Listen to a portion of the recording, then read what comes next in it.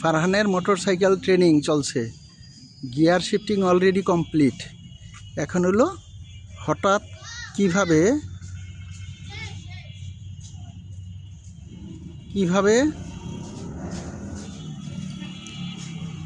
সামনে রিক্সা পলে সে ব্রেক করব সেই ট্রেনিংটা চলতেছে। এটুকু হলে মোটামুটি অ্যাক্সিডেন্ট থেকে একটু হলো রক্ষা পাওয়ার একটা উপায় বের হলো। তারপরে শুরু হবে জিগজ্যাগ, কারণ ঢাকা শহরে জিগজ্যাগ ট্রেনিংটা না হলে পরে খুব একটা ভালো করা সম্ভব না।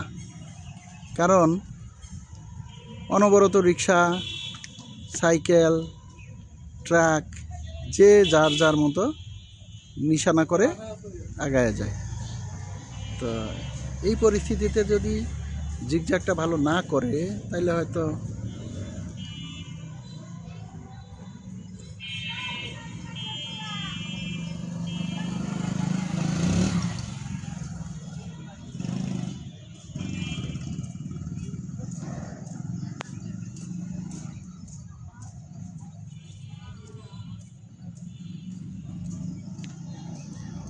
দারুণ। কোমরও এখন পর্যন্ত আর কাঁপে না, কোমর প্যাড সব ঠিক আছে, দারুণ, খুব সুন্দর, হ্যাঁ দারুণ। হ্যাঁ এই তো স্পিড বাড়ায় দিছে থার্ড গিয়ারে, হ্যাঁ সুন্দর, দারুণ।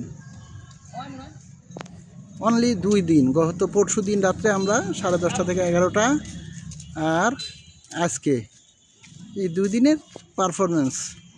আসলে প্রথম যদি ভালো সাইকেল চালানো থাকে তার জন্য মোটর সাইকেল খুব একটা সমস্যা হয় না, কারণ ব্যালেন্সিং একটা ব্যাপার।